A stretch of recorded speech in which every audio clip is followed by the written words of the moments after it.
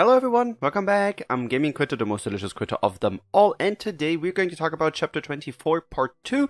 It's been a few days since I played Chapter, so I hope that I'm gonna get things right. I do have my notes, so we're good to go. So as always, I will just talk about the chapter in general, give a small summary, and then I will give my own opinions on it.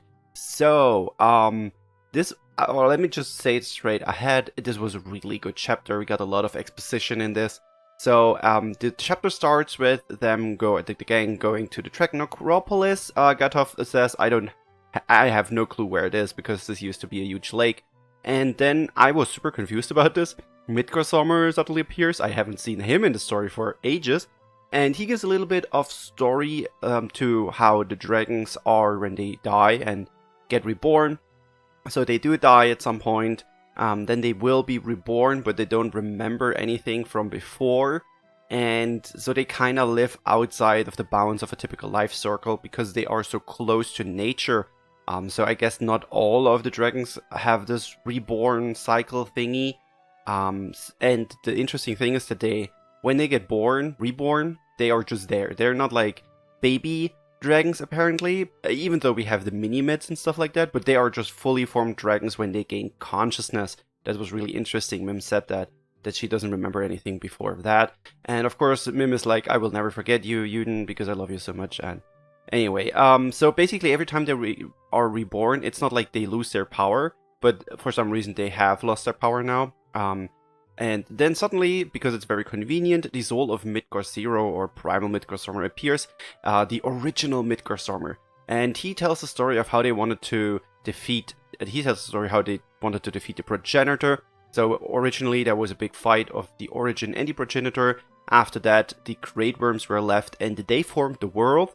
But the progenitor came back and they couldn't really do anything about it because the progenitor locked causality as its thing. And the origin would have been the only thing or only entity to be able to do something about it, but it did lose its body. So the Greatwyrms decided to prepare a new body, and they offered up their own bodies in sacrifice for a new vessel. And the body sucked, it lost, and it couldn't hold the origin. So they decided to imbue the vessel with just the destructive will of the origin. And as it turns out, that is how Behemoth was formed. So Behemoth is part of the origin, but it also got its own will alongside the way. And it was still too weak, it got just defeated. And so they destroyed the world that the progenitor created and sealed it away in a world the origin created. And so that is how the progenitor was gone for a while. So then Behemoth died, the Greatwyrms returned to their elements and were, I guess, revived. But the problem is that Behemoth will remain searching for a new vessel. That's how it found Nedrick after a while. So Mim is like, yo, we would love to do things like that, but we don't have any power. Primal Midgård is like, you have power, and Mim is like, no. Then suddenly Baron arrives, because why not? Baron asks them why Yuden and the gang wants a possibility, because he thinks that it makes literally no difference if the progenitor forms a path or not. We wouldn't know if he did. Like, even if we would not know that the progenitor even exists, like most people in this world would, they wouldn't know that the path they're taking is already laid out for them, because they just don't know it. That they just have no conscience of that they have no free will, let's say it like that. So Elysium, we learn a little bit about Elysium here, because Nedrick calls Emo Elysium, and we learn that all elements are now in Elysium, because Elysium took up of all the power after the Greatwyrm died, so that's why they don't have the power when they are reborn. And Elysium did that because actually Elysium wanted to face the progenitor on his own with this power. So I guess Elysium wanted to revive the progenitor to defeat the progenitor. That's how I understood it, and it's like he did it out of love for the people and all the worlds. So Elysium kind of wasn't even the bad guy. It's just that he kind of did wrong things. So he did that so that nobody else needed to be sacrificed. It was a little bit confusing. But I guess they kind of wanted to redeem Elysium as kind of a good guy, not too bad, but Primal Midgar Summer is like, please kill Elysium and free him, and then you will regain your powers. The Greatwyrms are like, okay, let's kill him. And then you fight Avoid Elysium again. It's still a good fight. The song is really, really good. And then they defeat Elysium, but the Baron is just like, I created my own world, and you can't defeat Elysium. That's how we learned that Baron also has the power to create worlds, even if they are not as strong as the Progenitor's worlds. That is because he is very close to the Progenitor. He also bears the Primal mark, I think it's called, and that's why he can create worlds. And everyone's like, well, it kind of sucks. And then they come up with the idea of just destroying the world that Baron has just created. You can kind of see it as like some pocket dimension that Baron created. And to do that, they decide to steal the powers of the Greatwyrms from Elysium, because they were like, we can't kill it, so we just have to steal it somehow.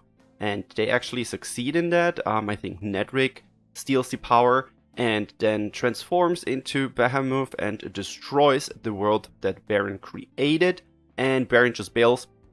And then Nedrick is like, yo guys, I would give you the power of the Greatwyrms, like I would distribute it, but it's all formed into one great power. So I can't do that, and also I'm kind of dying by.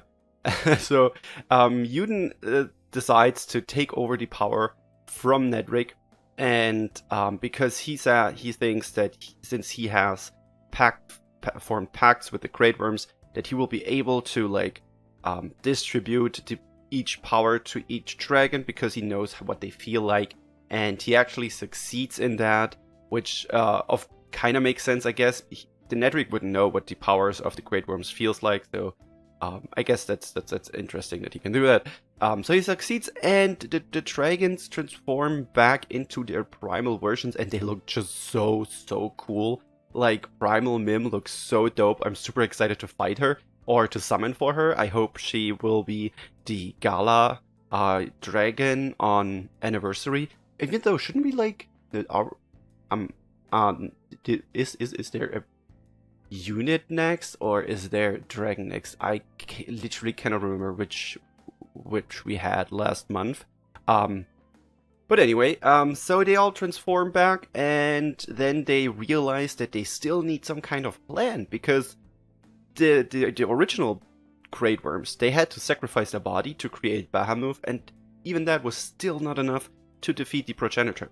So they need to come up with a new plan, and Ilya is like, yo, look, we are also vessels of the origin, and we also have the primal mark, because we're auspices, I have no idea how to pronounce that. Auspices? I think it's like that. And so, if Baron can create worlds, then we can create a world too. And within that own world, the Progenitor wouldn't have any power. So, if we just trap the Progenitor in our own world and defeat the Progenitor, we can win this, we can solve this, and we can create a world where everyone can live freely. And that idea is really good. And it's kind of like, I think Ilya even says it, that now that, I mean, she's been a goddess for 1,000 years, she might as well create a world or two. And I guess that's an interesting thing. But the problem here is that they need more auspices, or species, auspices, whatever. And I'm pretty sure, like, we have Sheila, we have Xena, we have Sephia, we have Ilya. And I'm pretty sure they're going to somehow bring Auriga back. Like, she's stuck in Super Hell with Satan right now, as we know. So I'm pretty sure they're going to bring her back, and I can't wait to have her playable. I love her design, she's amazing. So, yeah, that's basically what happens in this chapter. I probably have missed a few things here, but overall, I think it was a really, really good second part of the chapter. After the first part kinda wasn't that great, and I felt like it was, I mean, we did have some background story for the history for what's his name, Gatov and Sheila, although I still think that Sheila kinda messed up in what she did. And I found it really funny that they didn't address that at all. I did get Sheila, as you might know, as a unit.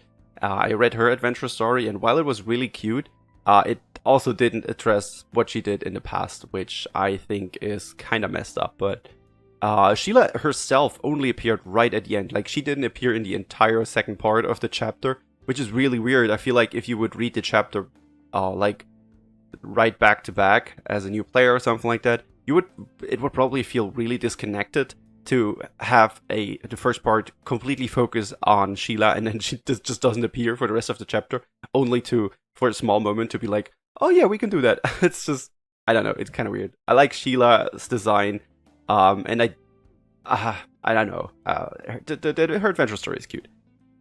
Anyway, tell me in the comments below what you think about this chapter. Really loved it. The primal dragon forms look just so cool, and I'm kind of happy that the game goes back to be a little bit more dragon focused, because I mean the game is Dragalia Lost, and a lot of us probably downloaded it because there's dragons in it, and I feel like dragons kinda got forgotten over the past 1 or 2 years of the game. So really glad that there's more focus on them again. But yeah, cool chapter. Really liked it. I hope you liked it too. I hope you liked this little story summary, which is always just a fun thing for me to ramble a little bit about things. And tell me in the comments below, like I said, what you think. If you enjoyed this video, please leave a like. If you're new to the channel, please subscribe to the channel to help me out getting to 20 million subscribers. We're really close to that. And if you want to know what I'm doing when I'm not making videos, follow me on Twitter. The link is down below, and join our Discord if you want to talk about the game. So yeah, thank you guys so much for watching. I will see you in the next video. Bye!